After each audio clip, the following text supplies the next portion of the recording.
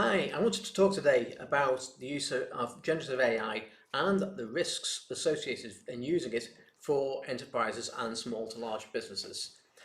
I'm Andrew Rice. I help CIOs of mid-sized companies to slash their cybersecurity risks by up to 90% by leading the delivery of robust security strategies and driving effective performance. When talking to regional chief risk officers, 75% of those surveyed believe that AI usage poses a reputational risk for their organisations. That's one of the key risks in using AI. That generates results that don't look good for your business, maybe, that make it look biased, possibly, and has unconscious bias built into it that affects the outcomes of the decisions it makes. Malicious use inside and outside the organisation. If you think about the insider threat, this extends to AI as well. And people can use the AI to craft internal attacks on your systems. They know your systems more intimately. They may know how your finance systems work, how your payroll systems work, and use AI to craft an attack against those to exfiltrate cash or information from the organisation. Likewise, external to your organisation, there will be people who want to make malicious use of your AI systems to try and attack you as well. And exactly the same sort of things, they've been looking for how they can get more information about your organisation and then use that against you. Let's also consider regulatory gaps. AI is pretty new to a lot of organisations and also to the regulators and lawmakers. The EU AI Act goes some way towards addressing that issue, and we have other legal frameworks we can look at as well, such as GDPR, the California Privacy Act. Around the world, privacy is being adopted a lot more, and there are more acts in place that we can use to help us address how we want to use our AIs securely. Operational risk as well. In having this system up and running within our organisation, is it consuming resources that we weren't expecting it to? Too much power, too much GPU and CPU usage? Are our bills going up because AI has suddenly become adopted and is being widely used? These are things that our operational risk controller can look at and address. Data breaches. So if our employees are starting to use AI, they may put our business's intellectual property out into the public domain unknowingly by using a publicly available AI or somebody else's AI, which like somebody else's cloud. You're putting your information into somebody else's hands. We want to ensure that they use it in such a safe way that we are not jeopardizing the control of our intellectual property. Now, you may want to consider building your own AI internally in order to do that, or you may trust an organization such as Microsoft or Google or AWS and put into their services, as a lot of us organizations do today. If you're a small organization, this is probably a great idea because they have a lot more resources defending their systems than you could possibly afford. If you're a major bank or a global financial institution, you could well have the resources to develop your own system and keep it in-house. Adversarial attacks. This is where we're using AIs to work against other AIs. I worked with my son on a system which was generating pictures of people to be injected into a data stream, and the generator was trying to provide pictures that were generated by itself into a stream of legitimate pictures. The discriminator was looking for those injected images.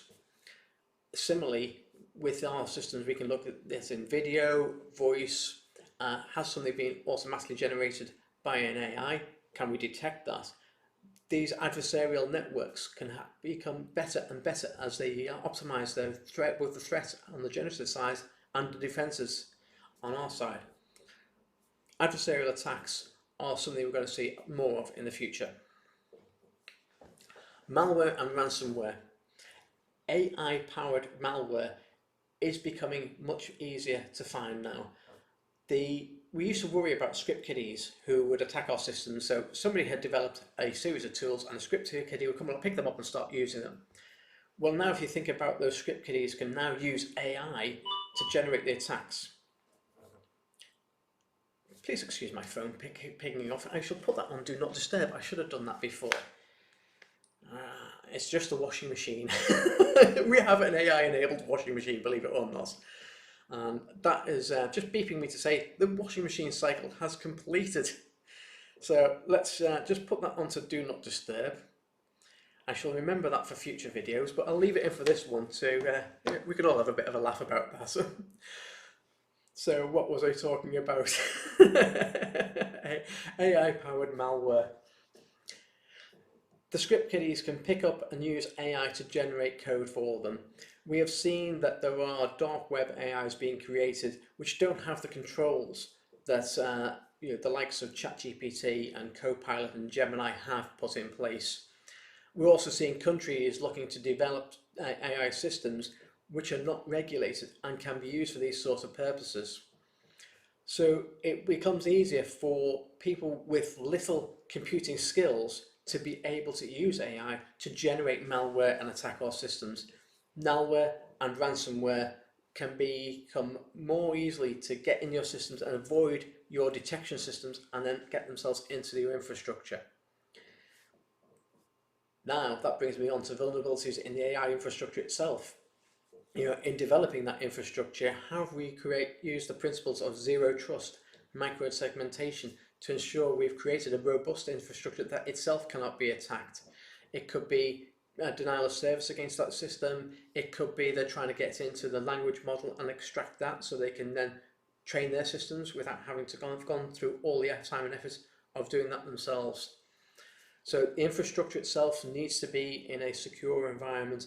And generally the principles that we've used before of confidentiality, integrity, availability, all those good toolings that we put around them, having firewalls, defense in depth, host intrusion detection, network intrusion detection, all those good tools, we need to ensure that we are still using those in our new AI systems. Model poisoning. This is manipulating the training data to create unintended side effects on the system or intentional damage to that system. It could be by putting biased information into there or incorrect information into there. We know that AIs can hallucinate and create invalid results. So how we train those models is crucial to the effectiveness of that model. We need to protect that registration and learning process. And it reminds me of the days when we started looking at biometrics. And I found that if you go to a phone and you can use your fingerprints to unlock your phone, you can register other people's fingerprints to unlock your phone as you. And so that's where the registration process in biometrics was crucial to protect that, to ensure you knew who was actually registering on there. So maybe use their passport or driving license to identify the person, and then you saw the registration process through. Similarly, in training AI data, we need to ensure the authenticity of the data that we're getting into there, that nobody's been able to manipulate it, that it's unbiased, and that in itself is quite a good challenge. So to avoid model poisoning, we need to ensure we have control of the training of that model for us. Social engineering is being boosted by AI. Phishing emails, we used to be able to say to people, if it's got bad spelling, if it's got poor grammar, if it's phrased in a way we would not expect it to, if you look at the hyperlinks, if you hover over the link and make sure it comes up with a genuine one and not somewhere else, you could do that. But now what we're seeing is better quality of phishing emails that have been generated by AI, and they can use it to target a specific organization. So for example, they can go to the website of an organization and ask the AI to look at that website and craft me an email appropriate to that company, and is most likely to be read by them.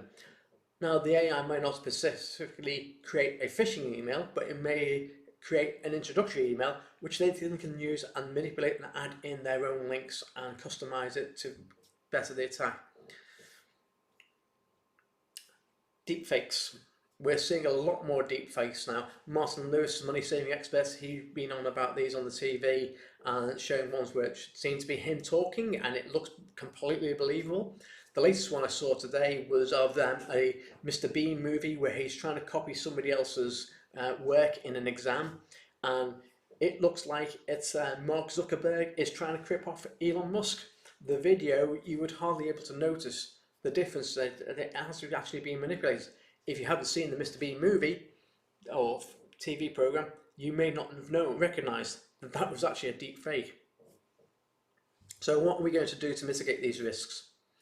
Well, enterprises must prioritize robust security practices, invest in AI defenses and specific to AI, and foster collaboration between the public and private sectors. If you think about what's happened in Bletchley Park in the past, where Alan Turing was brought in and he created the Enigma cracking machine, and then those sort of skills in encryption were then brought into the private sector, and we have the global world today where we can work and transact securely. Similarly with AI, they went to Bletchley Park and they created a summit to talk about AI security and developing it in a safe and good way for the world. That's what we need to be looking at now. We can have AI security risk assessment framework. So Microsoft have got one, if there's the NIST one, we can leverage ISO standard, but that framework is there as well. We can adopt those frameworks to ensure that we are adopting AI in a safe way. Layered defenses, things about rate limiting. Is somebody consistently using our AI system more than we expect it to? If it's like a chatbot that we have up and running, if you see like hundreds and hundreds of questions going in against that chatbot, that's not normal activity.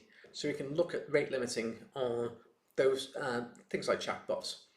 Again, as I mentioned before, having the firewalls, having the microsegmentation, host intrusion detection, network intrusion detection, all the good stuff we'd normally expect to see.